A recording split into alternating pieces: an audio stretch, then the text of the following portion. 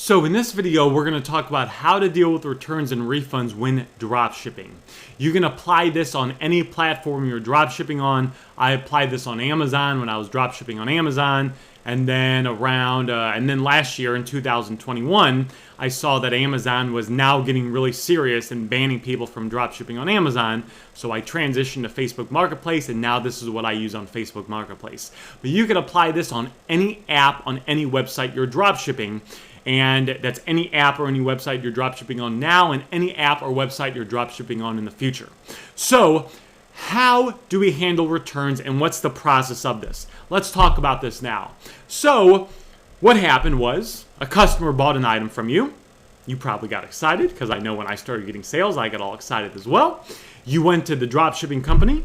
You bought the item from the dropshipping company. So you went to the dropshipping company's website. You add the item to your cart.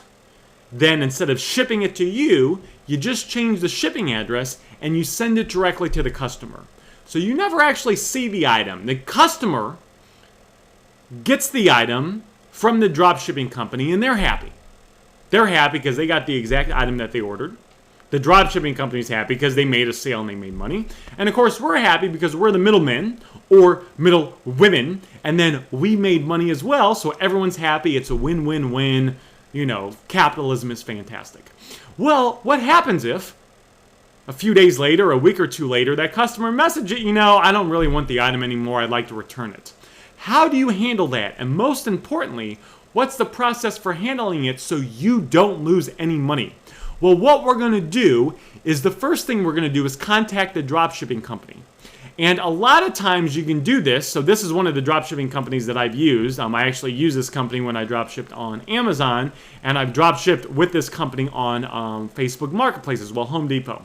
So on good dropshipping companies, there's usually a couple things. The first thing is, see, if I were to go right here and go to my orders and purchases, if I were to click this, I could find the actual order of the item that the customer wants to return.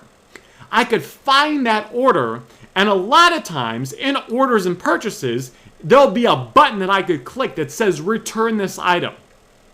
If you then click that button and follow the instructions, what they'll generally do is set up the return for you inside your account. So it's not like a deep, complicated process. It's kind of like if you were just going to return the item normally on any website. Usually the process is pretty simple and straightforward. We're just following that website with our dropshipping company. So I'd click orders and purchases. I'd scroll down a little bit, or I could look up the order number of the customer. I'd say, okay, I'd click that order. I'd click return this item. Sometimes it asks why you want to return it. If it asks that question, a lot of times I just make up an answer. I say the item didn't work well, or there was an issue with it. If the customer gave me an actual answer, maybe the customer says it was damaged or it stopped working after a week, that's what I'll put. But the answer you put really doesn't matter.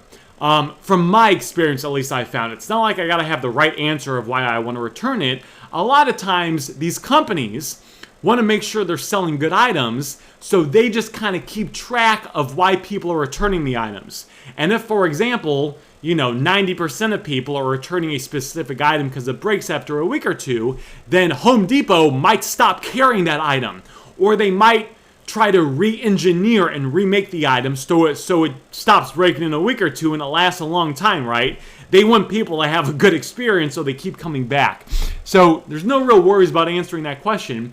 And then what will happen is the dropshipping company, if it's a good dropshipping company, they will send you a prepaid return label.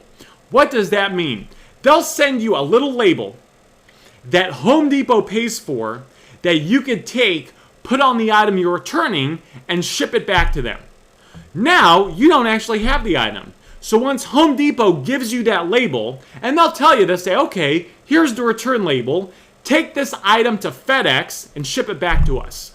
Well, all you'll do is take that label and you'll send it to the customer that wants to return the item.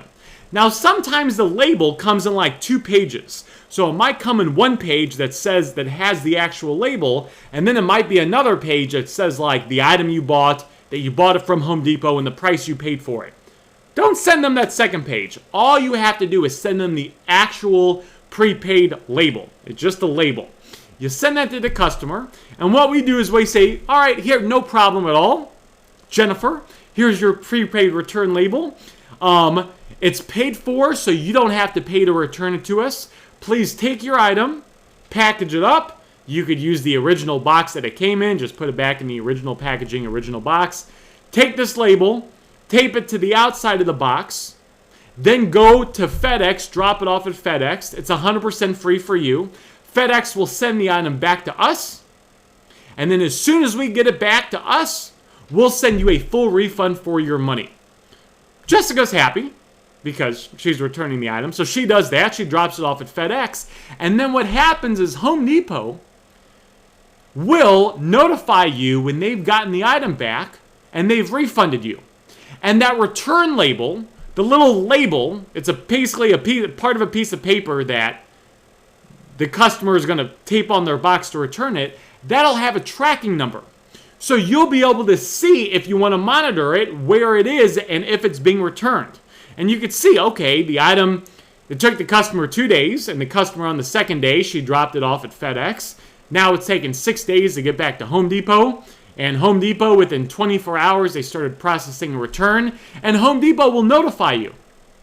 They'll notify you, and they'll say, okay, we got your item back. We started processing a return. They'll send you an email. Well, you know that they're giving you a full refund for the order. Then you can go to Jessica on your dropshipping company, on Facebook or wherever you're dropshipping, say, hey, Jessica, we got the item back. Thank you so much. We're sending you a full refund. Jessica's happy because she got a full refund. You're happy because you didn't lose any money, and all is right in the world. Now, a little tip here is that you need to make sure you're using the right dropshipping company. Some dropshipping companies, they will want you to pay for the item to get shipped back to them. Or they'll have a restocking fee. Or they might have a 7-day return policy, and maybe you're dropshipping on a website that requires you to have like a 14-day or 30-day return policy. Last time I checked with Facebook Shops, you're required to have a 30-day return policy. So you will get into a lot of trouble and start losing a lot of money and running the big headaches if you're dropshipping from a website that only has a 14-day return policy, but the website you're dropshipping on and using to make money has a 30-day return policy. So something to be aware of. And then also, a lot of good dropshipping companies, not only can a lot of times you do it just like going here and going to your orders and purchases and clicking it, a lot of times they'll have a live chat. So if I have an issue or if I have any questions, I could just message them and say I want to return the item, right? And a lot of times a live chat will help you through it. When I've drop shipped with Home Depot, I've drop shipped some bigger items before, and we've had it where sometimes it's like a bigger item. It's like a couch or something that can't get thrown in the back of a car and dropped off at FedEx. What we've had Home Depot do is they'll set up a time for like a FedEx truck or a UPS truck to come out to the customer's house to pick up the item. Like, we'll say, hey, we want to return this couch, and they'll set it up for us. And they'll say, okay, in 3 days from now, we'll have a FedEx truck come out. They'll come out between 9 a.m. and 5 p.m. to pick up the item. And then I'll just tell the customer, I'll say, okay, because you bought, let's say, for example, they bought this item from us, which is probably not going to be able to get put in the back of a truck or the back of a car and dropped off, right? If it's a 4-section couch and it's got this heater thing right here. This is what this item, right? If they bought an item like this, we'll say, the item you bought from us, go ahead for your convenience, Jessica. I went ahead and set up a time for a FedEx truck to come to your house. They're going to come out on Thursday between 9 a.m. and 5 p.m. If you could just take your item and put it outside on your front porch before 9 a.m. on Thursday, the FedEx truck will come out. There'll be 1 or 2 guys.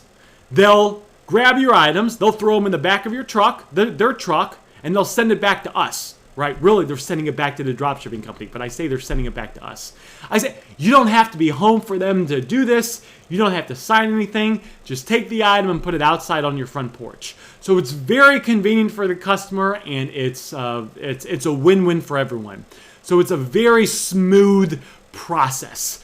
So anyway, my name's Aaron Goldsten, and hopefully that clears up how to deal with returns and refunds when dropshipping.